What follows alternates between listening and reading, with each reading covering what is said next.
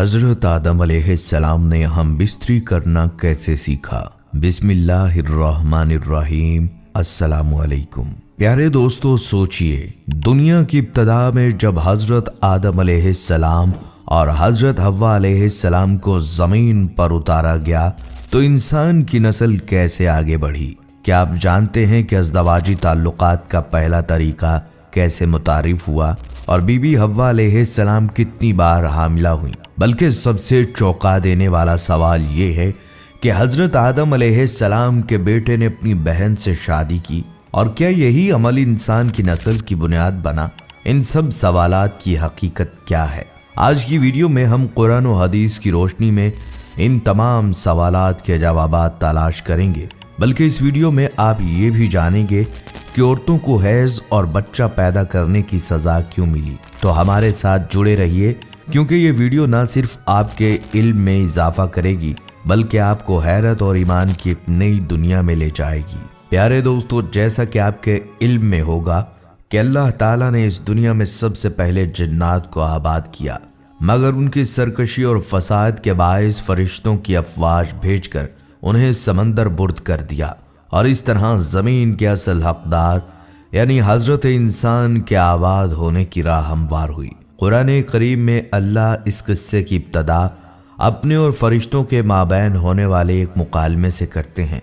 जब अल्लाह ऐलान करते हैं, मैं ज़मीन में अपना खलीफा यानी नायब बनाने वाला हूँ, फरिश्ते जवाब में फरमाते हैं, क्या तू ज़मीन में ऐसा नायब बनाना चाहता है जो फसाद फैलाए और खून बहाए। हालांकि हम तेरी हम्द के साथ तस्बीह और तेरी पाकी बयान करते हैं। जवाब में अल्लाह ताला ने फरमाया, मैं जो कुछ जानता हूँ वो तुम नहीं जानते। फिर खनखनाती मट्टी से एक पुतला बनाया जाता है और फरिश्तों को इस बात का भी हुक्म दिया जाता है, जब मैं इसे मुकम्मल कर लूँ और सवार लूँ और इसमें रूह फूंक दूँ तो तुम इसके सामने सजदा रेज़ हो जाना।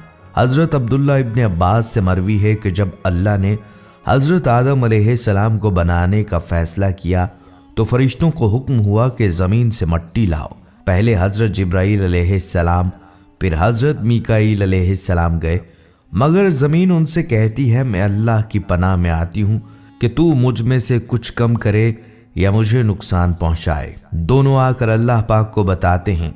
आखिर में हज़रत इज़राइल अलैहिस्सलाम जाते हैं और ज़मीन की उसी बात का जवाब कुछ यूँ देते हैं कि मैं भी अल्लाह की पनाह मांगता हूँ कि उसके दिए हुए हुक्म की बजावरी ना करूँ। फिर मुख्तलिफ रंगों की मट्टी लाकर हाजिर करते हैं।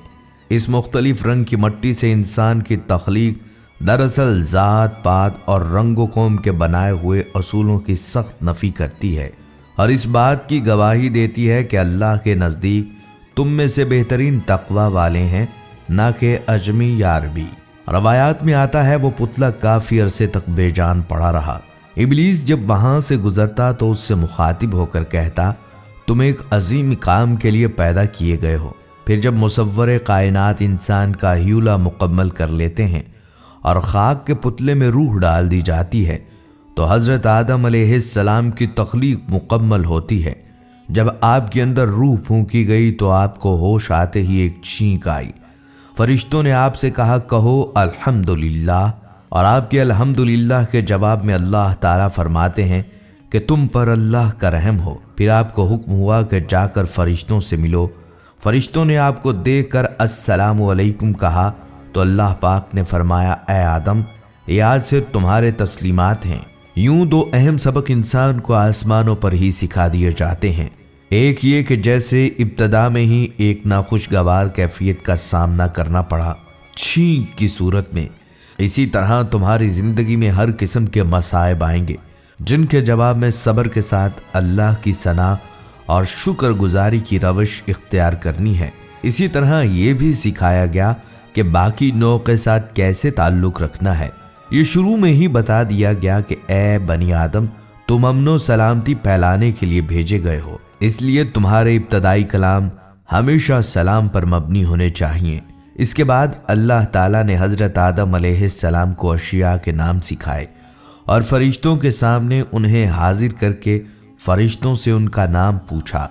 फरिश्ते कहते हैं, ए पाक रब, तू पाक है, इस बारे में हमारा इल्म कुछ नहीं, हमें तो बस उतना ही मालूम है जितना इल्म तूने हमें अता किया। फिर हज़रत आदम अलैहिस्सलाम से पूछा जाता है तो वो झट से नाम बता देते हैं।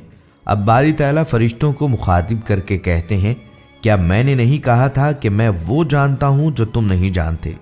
फिर सबको हुक्म हुआ कि आदम के सामने सजदे में गिर पड़ो, और तमाम फरिश्ते सजदे में गिर पड़ते हैं सिवाय इब्लीस के। इब्लीस के बारे में हम वाकिफ हैं कि ये दरअसल जिन्नात में से था, जो अपने ज़ुहद व इबादत की बुनियाद पर एजाज़ी तौर पर फरिश्तों वाले काम पर फाइज हो गया था। इस बागी हरकत पर अल्लाह ताला इब्लीस से दरियाफ्त फरमाते हैं कि तुम्हें यह सजदा ना करने से किस चीज़ ने रोका है। तो वो मलऊन कहने लगा, मैं इंसान से बेहतर हूँ। ऐ रब, तूने मुझे आग से बनाया और इस इंसान को मट्टी से। लम्हा भर का तकब्बर वो भी खालिक़े कायनात के सामने उसके तमाम किए कराए पर पानी फिर गया और वो अपने मनसब से फारिग और दरबार से निकाल दिया गया। बारी ताला का हुक्म हुआ, तू उतर यहाँ से, तो इस लायक नहीं कि तकब्बर करे, बस बाहर निकल, तू जलील है। तो वो मलऊन रोज़े क़यामत तक की मोहलत यानी ज़िंदगी मांगता है जो उसे दे दी जाती है। फिर अपनी मोहलत मांगने की वजह बयान करते हुए कहता है कि चूंकि तूने मुझे गुमराह किया है, मैं भी लोगों के लिए तेरी सीधी राह पर बैठूंगा, फिर उन पर आऊँगा, उनके सामने से, उनके पीछे से, उनके दाएं से और उनके बाएं से, और तू उनमें से अक्सर को शुक्रगुजार न पाएगा। यूं शैतान दरबार से निकाला जाता है और उधर हक ताला हज़रत आदम अलैहिस्सलाम की नस्ल से तमाम आने वाली बनीनो इंसान की अरवाह को जमा करके अहद लेते हैं, क्या मैं तुम्हारा रब नहीं हूँ। हम सब ने उस सवाल का जवाब यक ज़ुबां होकर दिया था, क्यों नहीं ए रब, हम इस बात पर गवाह हैं। उस वक्त हज़रत आदम अलैहिस्सलाम तमाम इंसानों को देखते हैं। उन्हें आने वाले अंबिया की अरवाह अलग से चमकती हुई दिखाई देते हैं, मगर आपको इस बात पर हैरानी होती है कि तमाम इंसान एक जैसे नहीं, अपने रंगो रूप और नस्ब में सब अलग हैं। वो बारी ताला से दरियाफ्त करते हैं कि ऐ अल्लाह, तूने सबको यकसा क्यों नहीं बनाया। जवाब आता है, क्योंकि मुझे अपने बंदों की तरफ से शुक्रगुजारी बहुत अजीज है। जन्नत में कुछ अरसा क़याम के बाद हज़रत आदम अलैहिस्सलाम को एक खलिश महसूस होने लगती है। फरिश्ते तो हर दम रब की सना में मशगूल होते हैं। अब आप क्या करें। एक इल्मुल अस्मा आपको अता हो चुका, मगर इस इल्म की बाबत तो फरिश्ते कुछ नहीं जानते। किससे गुफ्तगू करें, कहाँ करार पाएं। एक दिन सोकर उठते हैं तो अपने सामने एक अपनी हम नौ औरत को पाते हैं जो उनकी पसली से पैदा शुदा थी। पूछते हैं, तुम कौन हो। वो कहने लगी, औरत। फिर पूछा, तुम्हारी तख्लीक का मकसद क्या है। तो कहने लगी, ताकि तुम मेरे अंदर करार पाओ। अब फरिश्ते हज़रत आदम अलैहिस्सलाम से पूछते हैं कि ए आदम, इस औरत का नाम क्या है। तो आप कहते हैं, हव्वा, बमानी जानदार। पूछा क्यों। तो कहने लगे, क्योंकि ये एक जानदार शय से तख्लीक हुई है। इससे हमें अंदाज़ा होता है कि मर्द औरत के जोड़े की तख्लीक का मकसद आपस में अमनो आतशी के साथ एक दूसरे के अंदर सुकून और करार पाना है। ये नहीं कि हर दम ताकत के हसूल की कशमकश में आपस में लड़ते रहें। बल्कि दोस्तों, यहाँ ये बात भी जान लीजिए कि आदम अलैहिस्सलाम ने हम बिस्तरी करना कैसे सीखा। इस हवाले से हज़रत इब्राहीम नक़फ़ी रहमतुल्लाह अलैह रवायत करते हैं कि जब अल्लाह पाक ने हज़रत आदम अलैहिस्सलाम को पैदा फरमाया तो अल्लाह ताला ने एक फ़रिश्ते को हज़रत आदम अलैहिस्सलाम के पास भेजा और उन्हें जमा यानी हम बिस्तरी करने का हुक्म दिया। चुनांचा आदम अलैहिस्सलाम ने हव्वा अलैहिस्सलाम के साथ कुर्बत की। उसके बाद हज़रत हव्वा अलैहिस्सलाम ने कहा, ऐ आदम अलैहिस्सलाम, ये तो बहुत अच्छा अमल है। लेकिन प्यारे दोस्तों, इस रवायत की सेहत के बारे में हमें कोई इत्तला नहीं मिली कि ये दुरुस्त है या नहीं। बाज़ दीगर रवायात में इस वाक़े को कुछ इस तरह से बयान किया गया है कि जब अल्लाह ताला ने आदम अलैहिस्सलाम और हज़रत हव्वा अलैहिस्सलाम को शजरे ममनुआ का फल खाने की वजह से ज़मीन पर उतारा तो वो एक अरसे से काफ़ी अरसा तक जुदा रहे। हज़रत आदम अलैहिस्सलाम की मोहब्बत और अपनी इज्तिहादी ख़ता पर बहुत ज़्यादा नादम रहते और रोते थे। उनके रोने की शिद्दत की वजह से एक दिन हज़रत जिब्राईल अलैहिस्सलाम ने अल्लाह पाक की बारगाह में उनकी सिफारिश की। अल्लाह ताला ने आदम अलैहिस्सलाम के दिल में तौबा का तरीका डाला। चुनाचा आदम अलैहिस्सलाम ने अल्लाह की बारगाह में तौबा की और अल्लाह की बारगाह में नहायत आजिज़ी और नदामत के साथ ये दुआ की जो कुरान करीम में यूं बयान हुई है, ऐ अल्लाह, ऐ हमारे रब, हमने अपनी जानों पर जुल्म किया और अगर तू हमें माफ़ नहीं करेगा और हम पर रहम नहीं फरमाएगा तो हम यकीनन नुकसान उठाने वालों में से हो जाएंगे। दोस्तों, अल्लाह ताला ने उनकी तौबा को कबूल फरमा लिया। इसके बाद हज़रत जिब्राईल अलैहिस्सलाम ने हज़रत आदम अलैहिस्सलाम को खुशखबरी सुनाई और उन्हें मक्का मुकरमा ले गए, जहां आदम अलैहिस्सलाम ने अल्लाह के घर काबा की बुनियाद रखी और हिजर अस्वद को नस्ब किया। इसके बाद अरफात के मैदान में आदम अलैहिस्सलाम और हज़रत हव्वा की मुलाकात हुई। वक्त और हालात की तब्दीली की वजह से वो दोनों एक दूसरे को पहचान न सके। तब हज़रत जिब्राईल अलैहिस्सलाम ने दोनों का तारुफ करवाया। प्यारे दोस्तों, चूँकि जन्नत में आदम अलैहिस्सलाम और हज़रत हव्वा को कुर्बत करने से मना किया गया था, इसलिए ज़मीन पर आने के बाद वो एक दूसरे से अलहदा सोया करते थे। फिर एक दिन अल्लाह ताला ने हज़रत जिब्राईल अलैहिस्सलाम को हुक्म दिया कि आदम अलैहिस्सलाम को हज़रत हव्वा के करीब होने और हम बिस्तरी के आदाब सिखाएं। लिहाजा हज़रत जिब्राईल अलैहिस्सलाम ने हज़रत आदम अलैहिस्सलाम को ये आदाब सिखाए और अल्लाह के हुक्म पर अमल करते हुए उन्होंने हज़रत हव्वा से कुर्बत की। हज़रत आदम अलैहिस्सलाम ने हज़रत जिब्राईल अलैहिस्सलाम को बताया कि उन्होंने अपनी बीवी को बहुत अच्छा पाया। इस वाक़े के बाद हज़रत हव्वा से नस्ल इंसानी की इब्तदा हुई। प्यारे दोस्तों, एक रिवायत में ये भी आता है कि जब हज़रत हव्वा को पैदा किया गया तो हज़रत आदम अलैहिस्सलाम ने उनकी तरफ मीलान करना चाहा और इरादा फरमाया कि दस्ते मोहब्बत बढ़ाएं। तो फरिश्तों ने कहा, ऐ आदम, ठहर जाओ, पहले महर अदा करो। आपने फरमाया, वो महर क्या होता है? फरिश्तों ने कहा, महर ये है कि तुम नबी सल्लल्लाहु अलैहि वसल्लम पर दरूद पढ़ो। एक रवायत में है कि 3 दफ़ा और एक मर्तबा में 70 मर्तबा दरूद पढ़ने का हुक्म दिया गया। यानी इस मसला में इत्तफाक है कि आदम अलैहिस्सलाम का महर यही था कि वो नबी सल्लल्लाहु अलैहि वसल्लम पर दरूद पाक पढ़ें। आपने दरूद पढ़ा और फरिश्तों की गवाही से निकाह हुआ। इससे ये भी पता चलता है कि बेशक नबी सल्लल्लाहु अलैहि वसल्लम हर मौजूद चीज़ के लिए वसीला हैं, यहाँ तक कि आप अपने बाप आदम अलैहिस्सलाम का भी वसीला हैं। दोस्तों, यहाँ मज़ीद ये रवायत भी जान लीजिए कि आदम अलैहिस्सलाम 100 साल या 60 साल जन्नत में रहे। इस अरसे में दोनों पर जन्नत के किसी भी हिस्से में जाने पर कोई पाबंदी न थी सिवाय शजरे ममनुआ के। शैतान अब इन दोनों का खुला दुश्मन था और वो अपनी सज़ा का बदला लेने के लिए बेकरार था। उसकी शदीद ख्वाहिश थी कि अल्लाह के हुक्म की खिलाफ वर्जी करें। फिर शैतान ने उन दोनों के दिलों में वसवसा डाला ताकि उनकी शर्मगाहें जो एक दूसरे से पोशीदा थीं बेपर्दा हो जाएं। उसने उनसे कहा कि तुम्हारे रब ने तुम दोनों को इस दरख्त से इसलिए मना फरमाया कि कहीं ये फल खाकर तुम दोनों फरिश्ते ना हो जाओ और कहीं हमेशा जिंदा रहने वालों में से हो जाओ। शैतान की इन बातों ने हज़रत हव्वा को सोचने पर मजबूर कर दिया और फिर शैतान की मुसलसल और तवातुर के साथ साजिशें रंग लाईं और उसने हज़रत हव्वा अलैहिस्सलाम को ये फल खाने पर राज़ी कर लिया।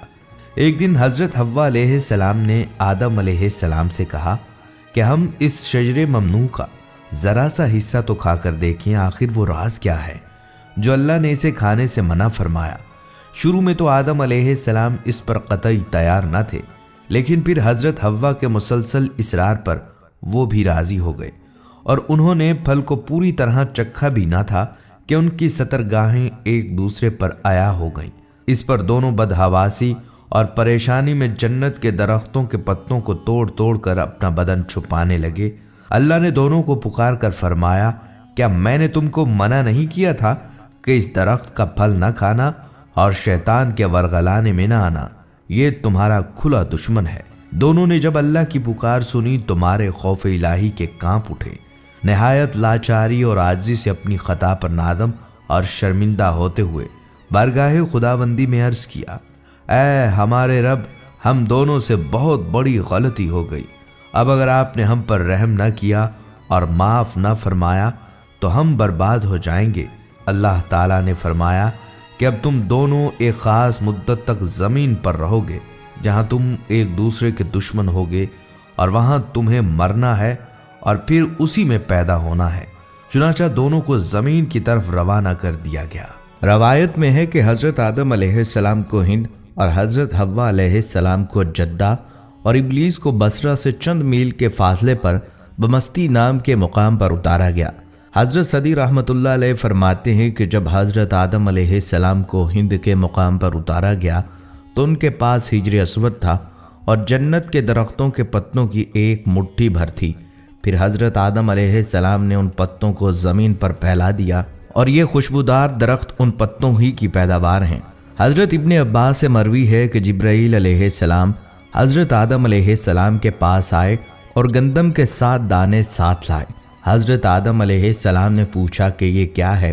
حضرت جبرائیل نے عرض کیا، یہ اس درخت کا پھل ہے جس سے آپ کو روکا گیا تھا لیکن آپ نے تناول کر لیا۔ عرض کیا، ان کو زمین میں بو دیجئے۔ حضرت آدم علیہ السلام نے بو دیا اور وہ دانے وزن میں اس دنیا کے دانوں سے لاکھ درجے زیادہ تھا۔ وہ دانے آگے حضرت آدم علیہ السلام نے فصل کاٹی، پھر دانوں کو بھوسے سے جدا کیا، پھر صفائی کی، اسے پیس کر آٹا گوندھا اور روٹی پکائی۔ اس طرح محنت و مشقت کے بعد اسے کھایا۔ اب سوال جو در حقیقت تھا کہ حضرت حوا کتنی بار حاملہ ہوئیں اور انہوں نے کتنے بچوں کو جنم دیا، اسی بارے میں آیا ہے کہ آدم علیہ السلام اور حضرت حوا جنت میں ناز و نعمت میں تھے، لیکن ابلیس جو کہ سانپ کے منہ سے بولتا تھا، اس نے مور کی مدد سے ان کو دھوکہ دیا اور ممنوعہ پھل کو پہلے حوا اور پھر اس کے بعد آدم نے کھایا۔ روایت میں ہے کہ جب تک آدم کا عقل سالم تھا اس نے یہ ممنوعہ پھل نہیں کھایا۔ اس کے بعد حوا نے آدم کو شراب پلائی اور پھر اسے درخت کے پاس لے گئی اور پھر اسے ممنوعہ پھل کھانے کے لیے کہا۔ یعنی یہ مختلف قسم کی روایتیں ہیں۔ آدم اور حوا امر الہی کی مخالفت اور ممنوعہ پھل کھانے کے بعد جنت سے باہر نکالے گئے۔ مستحق سزا کے علاوہ حوا کو اور اس کے بعد دوسری عورتوں کو بہت سی سزائیں جیسا کہ ماہواری، حمل، زچگی کا درد اور دیگر بیماریاں وغیرہ پیدا ہوئیں۔ جنت سے نکالے جانے کے بعد آدم علیہ السلام ہندوستان اور حضرت اماں حوا جدہ میں اتریں اور توبہ کے بعد عرفات کے مقام پر ایک دوسرے سے ملاقات کی۔ انہوں نے حج کیا۔ انہوں نے حج کے بعض اعمال کو بجا لایا اور حوا کو پہلی بار ماہواری ہوئی۔ حضرت آدم علیہ السلام نے زمین پر اپنے پاؤں مارے اور آب زمزم جاری ہوا اور حوا علیہ السلام نے اس پانی سے غسل کیا۔ اماں حوا کے بارے میں روایت آتی ہے کہ وہ 20 بار حاملہ ہوئی اور انہوں نے 40 بچوں کو جنم دیا۔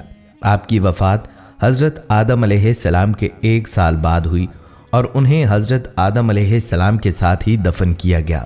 حضرت حوا کے دفن کے بارے میں جو اختلافات سامنے آتے ہیں ان میں سے بعض نے کہا ہے کہ حوا جدہ میں اتریں اور وہیں پر دفن ہوئیں، اور ایک قول کے مطابق اسے اسی لیے جدہ کا نام دیا گیا۔ ظاہراً حوا کا پہلا مقبرہ ایرانیوں نے بنایا۔ سعودی عرب کی حکومت یہ مقبرہ مسمار کیا۔ بعض تاریخی روایات کے مطابق بی بی حوا مکہ مکرمہ میں واقع کوہ ابو قیس کے غار اور آدم علیہ السلام کے ساتھ دفن ہوئیں۔ اب ان تمام واقعات میں سچائی اور حقیقت کو تو تاریخ کے ماہرین ہی بتا سکتے ہیں۔ پیارے دوستو، سب سے چونکا دینے والا ایک سوال کہ حضرت آدم علیہ السلام کے بیٹے نے اپنی بہن سے شادی کی، اور کیا یہی عمل انسان کی نسل کی بنیاد بنا؟ تو اس حوالے سے سب سے پہلے تو یہ بات یاد رکھیں کہ اولاد آدم کی صحیح تعداد کسی نص سے ثابت نہیں۔ اہل تواریخ کے اقوال اس بابت سے مختلف ہیں۔ حضرت آدم علیہ السلام کی زوجہ حضرت حوا جب بھی حاملہ ہوتی تھیں تو ایک بیٹے اور ایک بیٹی کو ایک ساتھ جنم دیتی تھیں۔ یہ دونوں آپس میں حقیقی بہن بھائی کہلاتے تھے۔ اس میں مناکحت حرام تھی۔ دوسرے بطن کی اولاد پہلے کے لیے چچا کی اولاد کے حکم میں ہوتی تھی، اس لیے ہر بطن کی مادہ کو دوسرے بطن کے نر سے شادی کی اجازت ہوتی تھی۔ قابیل جس لڑکی کے ساتھ نکاح کرنا چاہتا تھا وہ اصول مذکور کی روشنی میں حابیل کی بننے والی تھی۔ قابیل سے اس کی شادی جائز نہیں تھی۔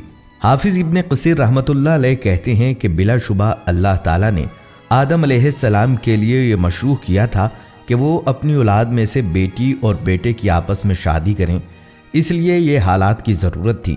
لیکن کہا جاتا ہے کہ ان کے ہر دفعہ ایک بیٹا اور ایک بیٹی اکٹھے پیدا ہوتے تھے، تو اس طرح وہ ان کی شادی کرتے تھے جو ان کے علاوہ دوسری دفعہ پیدا ہوتے۔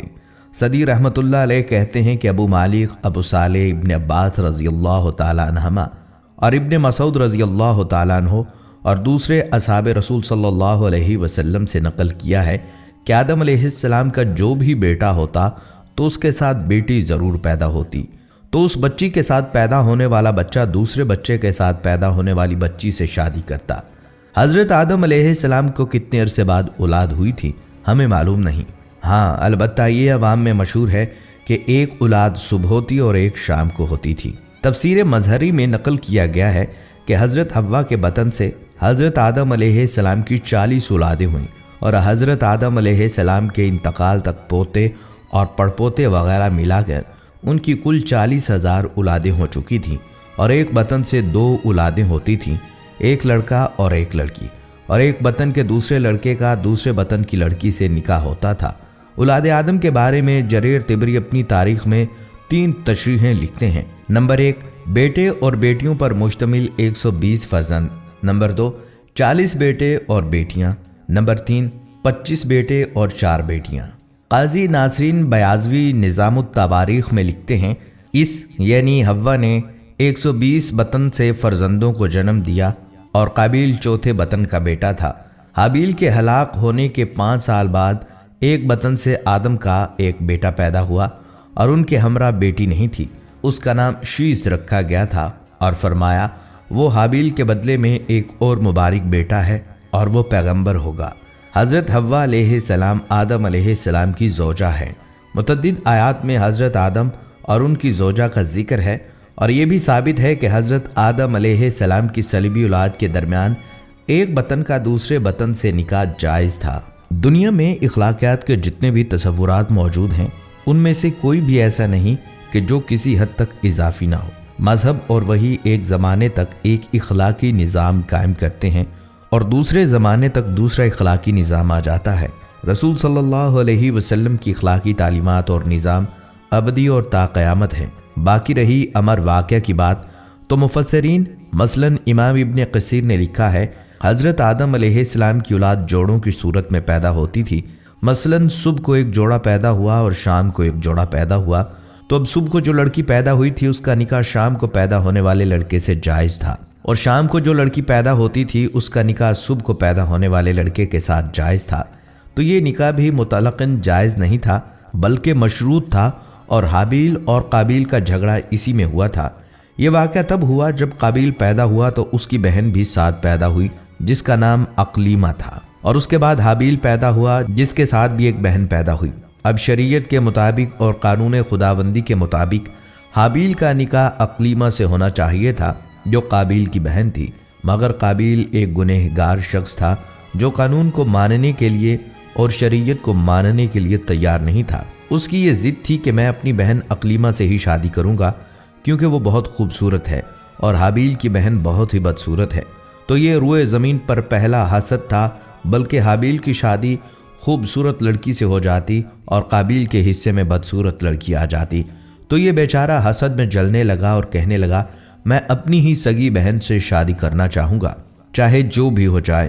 مگر حابیل اس کو سمجھاتا رہا، حتیٰ کہ آدم علیہ السلام نے اپنے بیٹے کو سمجھانے کی کوشش کی مگر یہ نہ مانا، اور اسی ضد پر اڑا رہا کہ چاہے کچھ بھی ہو جائے میری اقلیمہ سے شادی ہوگی۔ حابیل اپنا حق قربان کرنے کے لیے تیار نہیں تھا، بلکہ وہ تو شریعت کے خلاف عمل کرنے کی بھی اجازت نہیں دیتا تھا۔ چنانچہ اس نے ایک بہترین حکمت عملی اختیار کی اور کہا کہ ہم دونوں یہ فیصلہ خدا پر چھوڑ دیتے ہیں کہ وہ ہمارے درمیان جو فیصلہ کرے گا وہی ہمیں منظور ہوگا۔ چنانچہ اس طرح کرتے ہیں کہ ہم دونوں ایک قربانی لے کر پہاڑ کی چوٹی پر رکھ دیتے ہیں، جس کی قربانی قبول ہو گئی تو اسی کی بات کو تسلیم کیا جائے گا۔ اس وقت قربانی کی قبولیت فوراً بتلا دی جاتی تھی، اس طرح کہ جس شخص کی قربانی قبول ہوتی تو آسمان سے ایک آگ آتی تھی اور اس قربانی کو ساتھ لے جاتی تھی۔ چنانچہ ان دونوں نے جب اس پر عمل کیا تو حابیل کی قربانی قبول ہو گئی، کیونکہ وہ شریعت کے مطابق بات کر رہے تھے اور مخلص اور متقی اور پرہیزگار تھے۔ یہ صورتحال جب قابیل نے دیکھی تو اس کے غصے اور حسد کی آگ میں مزید اضافہ ہوا، کیونکہ اب تو لوگ بھی اس کو کہنے لگے تھے کہ تم نے خود ہی فیصلہ خدا پر چھوڑا تھا، اب مانتے کیوں نہیں ہو؟ تو یہ بہت پریشان ہوا اور سوچنے لگا کہ جب تک حابیل زندہ ہے تب تک مجھے اپنی مرضی نہیں کرنے دے گا۔ چنانچہ وہ اس کو راستے سے ہٹانے کی تدبیر کرنے لگا، अभी तक रूए ज़मीन पर कोई भी शख्स फोत नहीं हुआ था और काबिल को भी पता नहीं था कि रास्ते से हटाने के लिए कत्ल कैसे किया जाए। वो हर वक्त सोचता था कि अपने भाई को रास्ते से कैसे हटाया जाए। एक मर्तबा इसी परेशानी के आलम में जंगल में टहल रहा था। शैतान उसके सामने जानवर की शक्ल में आया और दूसरे जानवर का गला दबा दिया, जिससे वो दूसरा जानवर थोड़ी देर तड़पने के बाद मर गया और बिल्कुल बेसुध होकर पड़ गया। या बाज़ लोग इस तरह लिखते हैं कि शैतान एक इंसानी शक्ल में उसके पास आया और करीब ही खड़े जानवर के सर पर कोई चीज़ ज़ोर से मारी, जिसकी ताब ना लाते हुए वो जानवर मर गया और बेसुध होकर गिर गया। जब काबिल ने ये मंजर देखा तो उसको तरकीब समझ में आ गई। उसने कोई बहुत भारी चीज़ उठाई और हाबील को सर पर दे मारी। हाबील बेगुनाह भाई थोड़ी देर तड़पता रहा और फिर मर गया। उसका सर बुरी तरह से जख्मी होकर फट गया था। जब खून रुक गया और लाश बेसुध होकर ठंडी हो गई तो ये बड़ा परेशान हुआ कि अब इसकी लाश को क्या किया जाए, इसको कैसे ठिकाने लगाया जाए और कैसे इसको लोगों से बचाया जाए। ये एक और परेशानी उसके गले पड़ गई। फिर ये परेशानी के आलम में जंगल निकल गया कि शायद वहाँ से कोई इशारा मिल सके। चुनाचा उसने देखा एक कौवा मरा पड़ा है और दूसरा कौवा अपनी चोंच से ज़मीन में गड्ढा खोद रहा है। फिर जब गड्ढा बन गया तो मुर्दे कौवे को उसी में डालकर ऊपर से मिट्टी डाल दी। बस उस शख्स को अपने ऊपर बड़ा गुस्सा आया कि मैं इतना बेवकूफ़ हूँ कि ये छोटी सी बात मेरे जहन में ना आई। इस तरह उसको रास्ता मिल गया और उसने अपने बेगुनाह भाई और नाजायज़ कत्ल को छुपाने के लिए मैयत को दफन कर दिया। ये बात जब हज़रत आदम अलैहिस्सलाम को पता लगी तो वो बहुत परेशान हुए।